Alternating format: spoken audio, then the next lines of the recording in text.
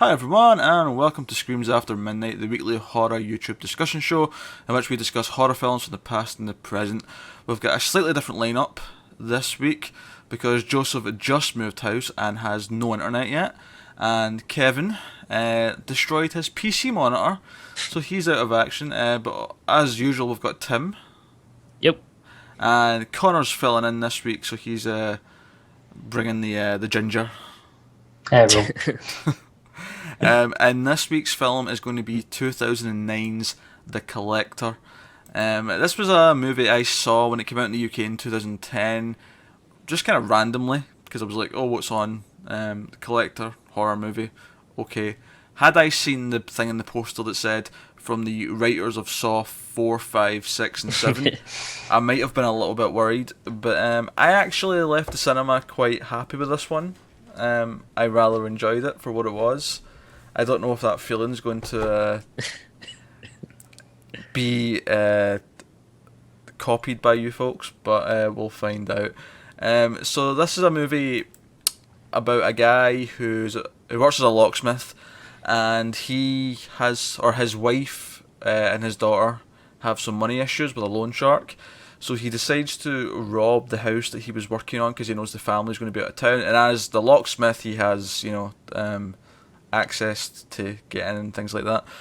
But when he goes inside the house, he discovers that there's a masked maniac in the house that has already captured the family and is torturing them and setting traps around the house. So he becomes a bit of a hero and tries to save people.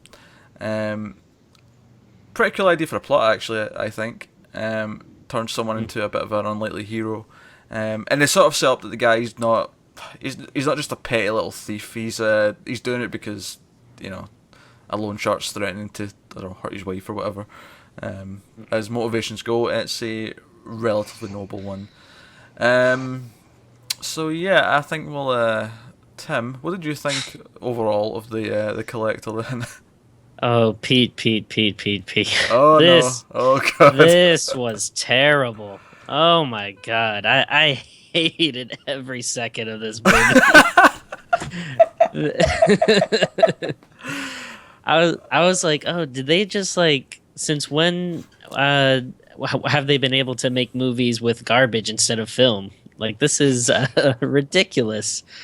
I didn't know it was by the guys that that wrote some of the Saw movies, which is funny because as I was watching it, I was like, oh, did these guys watch Saw and think oh, I can do that? I don't know, man. I don't know. Did you want me to just keep going off, or? Oh no. I'll come back to you in a second. Okay. I think this is the first time we've had proper opposing views on this show.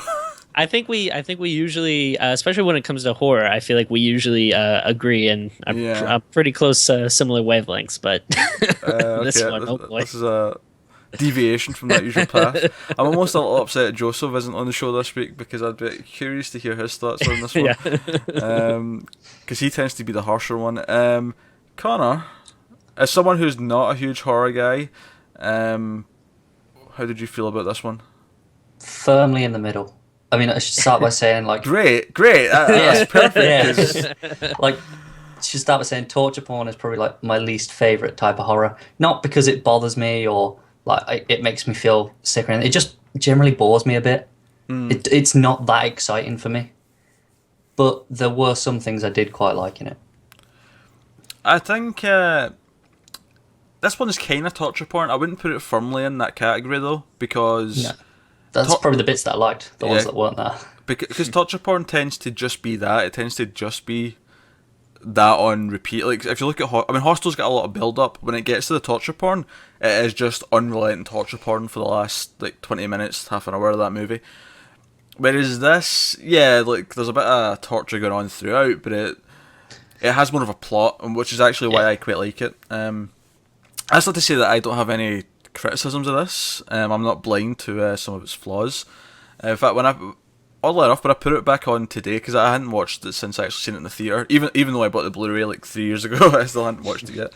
I was like, Jesus Christ, this is grainy. What this is a 2009, 2010 film. Why does this look like this? Not in such a bad way. Even I don't mind a grainy movie. Like it instantly made me feel like a grimy 80s horror movie, and I kind of like that almost in a way. Because I can kind of see that, but I feel like maybe they were almost going for that, but like I feel like it didn't have the charm of like an 80s movie. Like it didn't really seem like that like authentic to me. I don't know. Like I actually felt like it seemed like a little too like almost too like kind of flashy and stuff. Like it kept reminding me of like a music video or like a Sprite commercial or something. like like the way it kind of looked, and I don't know. I thought it didn't really have any like character or like feel like interesting look or anything about it. I I will agree to an extent about the flashiness of it, like the opening Yeah. titles and stuff, and I mean, don't get me wrong, the opening titles and the music for the opening titles was fucking horrendous. Like Yeah. I'm not beating around the bush for that one. Yeah. I think when I first seen it and I heard that opening music, I was like, oh god, what have I got myself into? But I actually ended up quite liking the rest of the movie. Unlike you, who hated it with a passion. What I will say though, the not to be too harsh or anything, is like the overall plot. I did like you said. I think it is kind of an interesting plot the way you have this guy who's kind of almost thrust into like the middle of this situation, which I thought that was kind of cool. I feel like you don't see that, like a weird third outsider getting in the middle of what you would think would be like the central conflict. So I did think that was an interesting plot, and I just think the execution was really, really, really awful. But if it, I love but that I he's not do even, say he's it's not good, even yeah. saying weak or didn't quite pull it off. He's like, no, the execution was awful. I I don't know. I think it goes back to what I said about it having a kind of grimy 80s feel. Like it's not a perfectly made movie by any means. There was a lot of little weird editing moments I felt. There were some scenes where it would like get like sped up and then slowed down that seemed really off to me. Yeah, I wasn't too fond of that, honestly. But what I like obviously I was talking about the plot and I like the plot, but what I like about it is it does make this guy kind of an unlikely hero, and I do like that kind of plot. I like that kind of thing. It's also quite brisk. I like that it sets it up at the start, but it gets into it nice and quickly. He gets in the house and things just sort of escalate and escalate.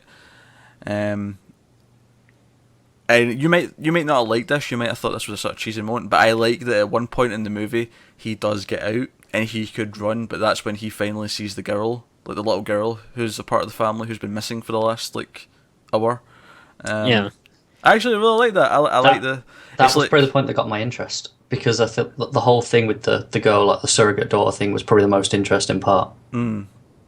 Like for me, I just wanted to scream at him. I was like, "You idiot! Get the cops first. Like, get help, then go back." Like, it seemed okay, like that is a relatively valid point. Don't get me wrong, right? But it does look more because she's screaming like an idiot that she's in Yeah. immediate danger, and That's true, yeah. the cops probably won't get there in time before But like, because to me, there's always a lot of moments in horror movies where you do sort of question why doesn't the character just leave or just not open the thing? That's like a constant thing in horror movies.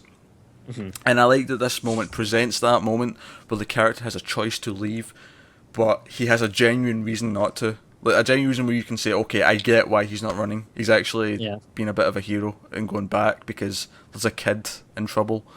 So I really do like that sort of stuff. I will complain as a cat person.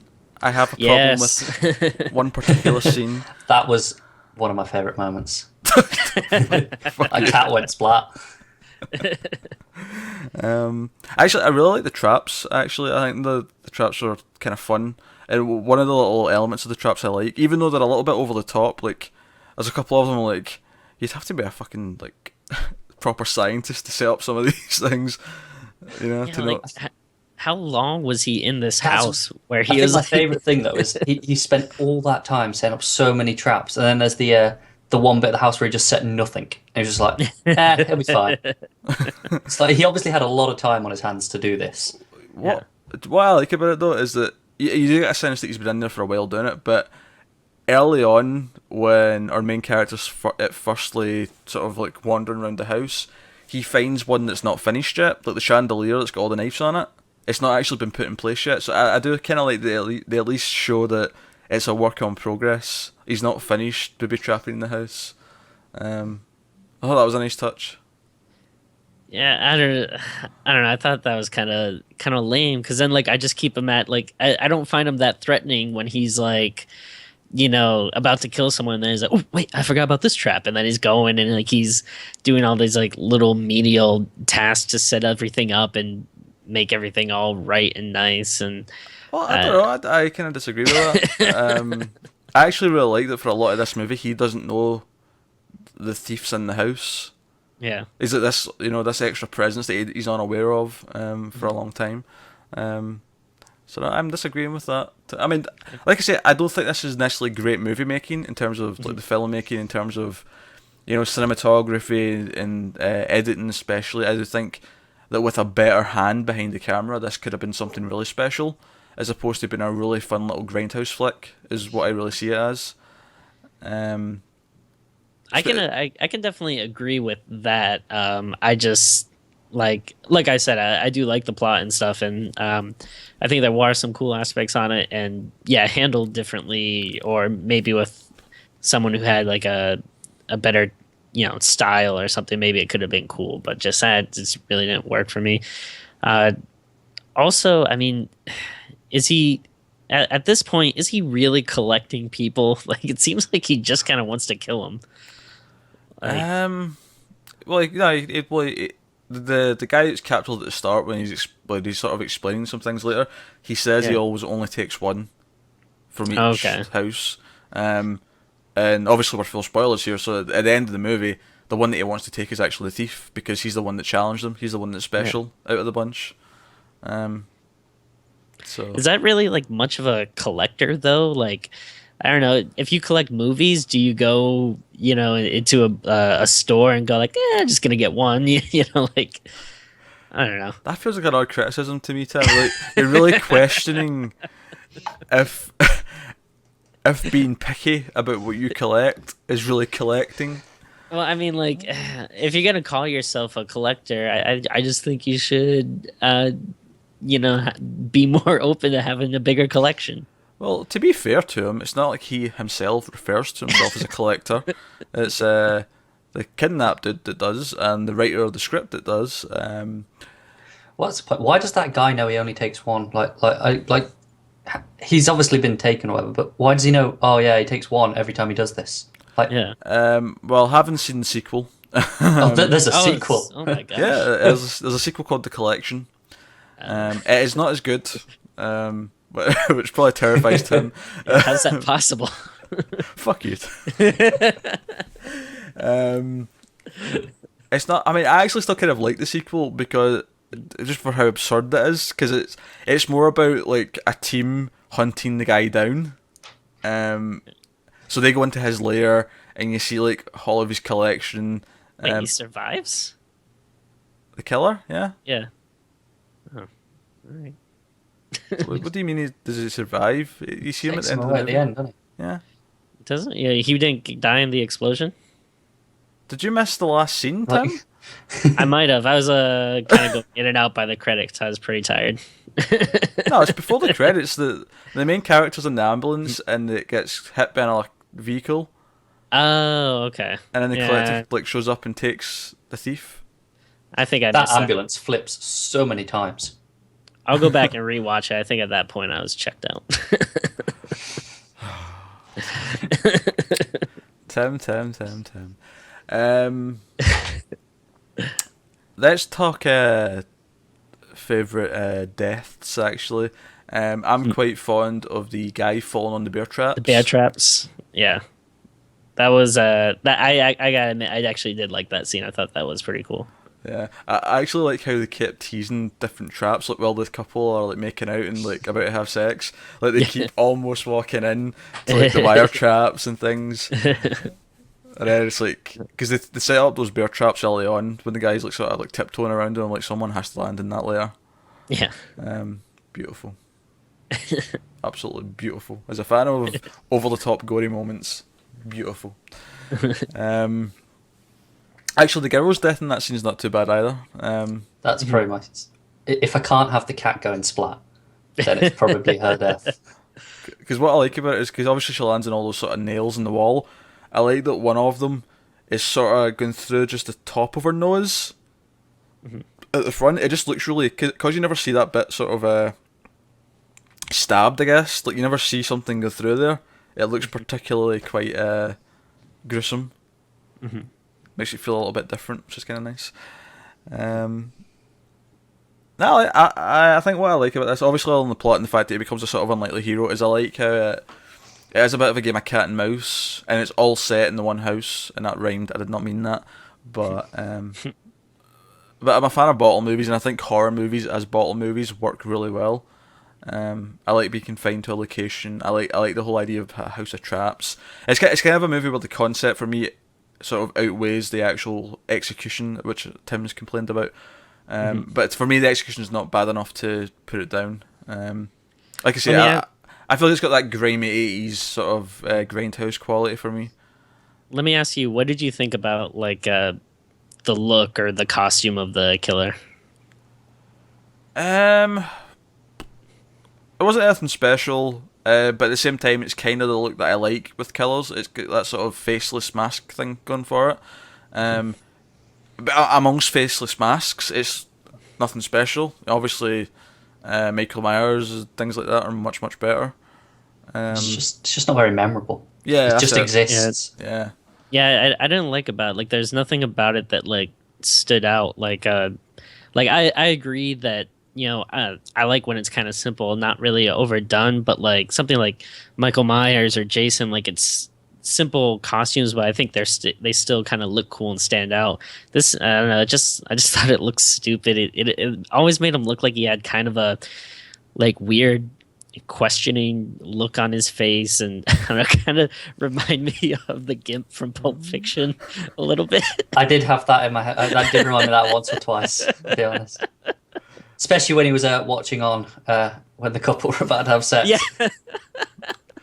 Actually, yeah, I have to admit, I did laugh a little bit because it goes to a close-up of him and he sort of starts licking his lips. Yeah.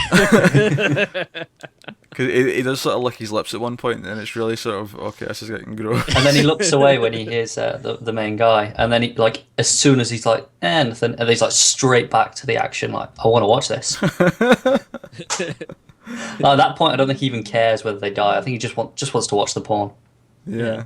And if they notice him and then die horribly, then that's a valuable second option. Yeah.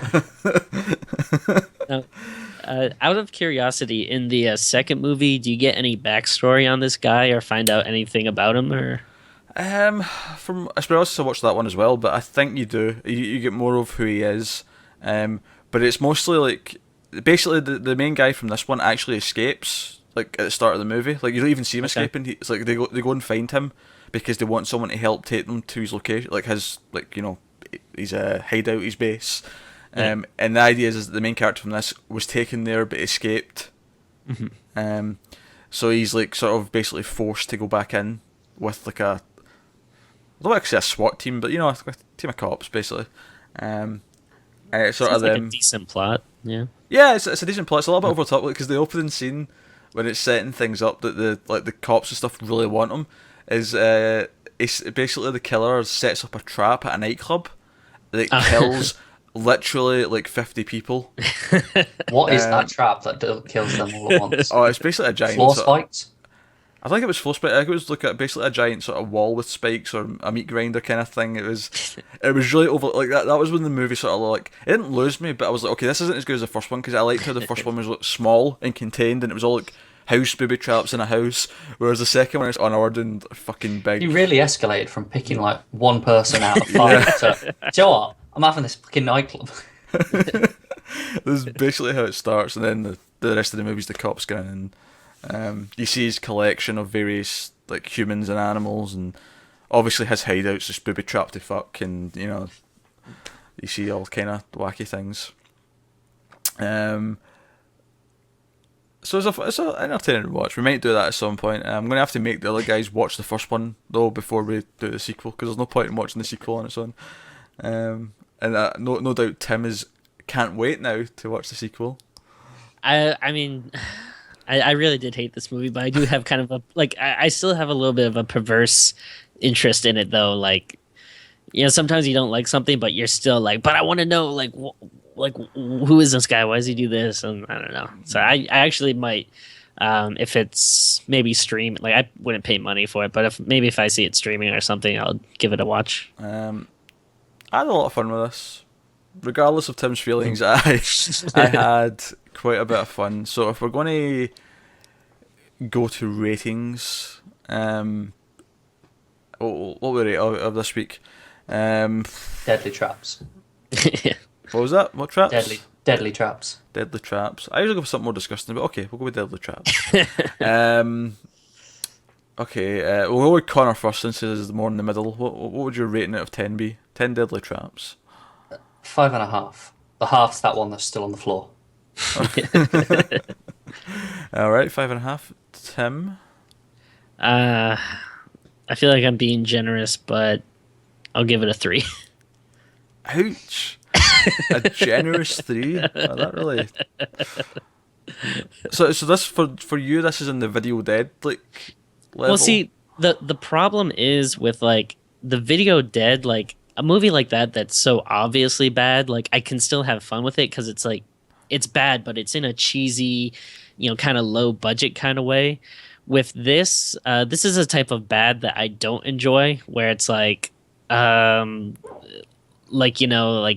bad, but there's no charm, and I don't know, it just feels like loud and like, so like I don't know if that's another thing we didn't really bring up too much, but I really did not like the music in this. Like I like kind of, especially with horror, like kind of subtle, creepy music, and this like seemed like a lot of like in your face, like I don't nightclub kind of music. I don't remember. Obviously, I remember the awful opening titles music. Yeah.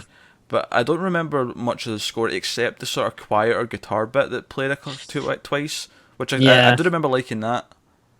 Yeah, it's not really my style, and I don't know. It just seems too in your face, and like I don't have a problem with gore. I watch like a lot of horror, so I'm very used to gore. But I don't like this type of gore, which is, I don't know, just seems like, I don't know, over the top and gross and stuff. So it's just, this is just not my bag, I guess.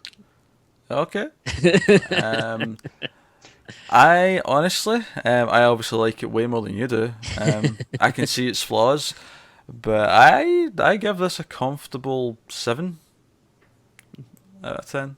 I had a lot of fun with this one.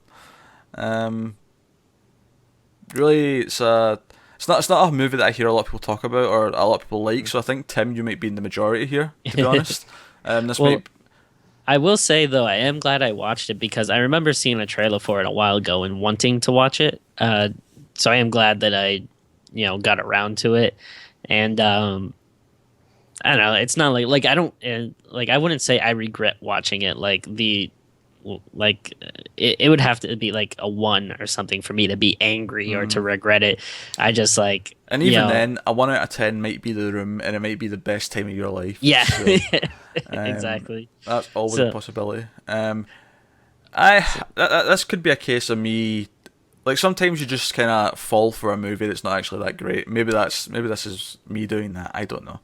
No, I've been in that boat many a time. Like I'm thoroughly convinced that I'm probably the only person on the planet that actually likes the movie Dylan Dog.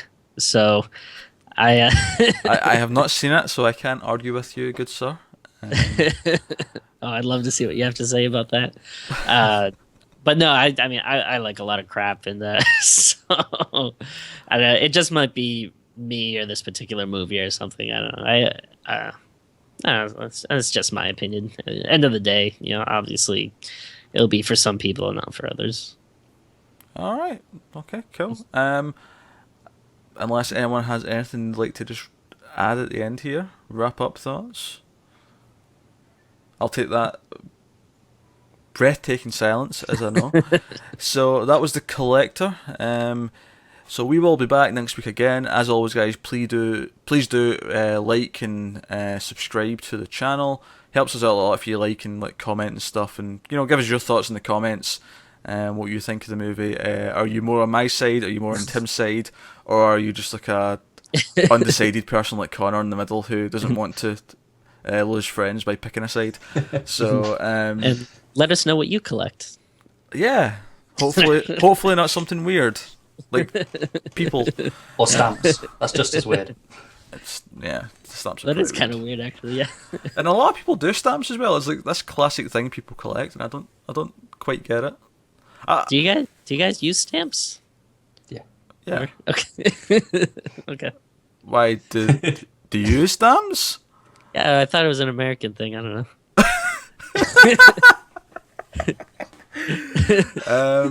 Like your stamps don't have the American flag on it, right? Well, no. The basic ones have the Queen's head. Yeah, it's the Queen's head that's on ours. Like the same as we have on our coins. Yeah,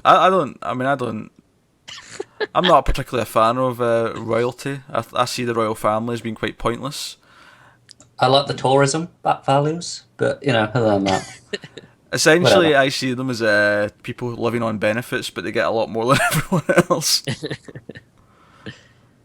Okay, so that wraps up Streams After Midnight for the week. We'll see you next week, guys, with another horror film. Not next week, but the week after, we'll be doing The Gallows, which will be a new release. It's actually out for next week in the US, but it's not out till the week after in the UK, so it'll be 2 weeks' time when we cover that on the show. So thanks for watching, guys, and we'll see you next time. See you.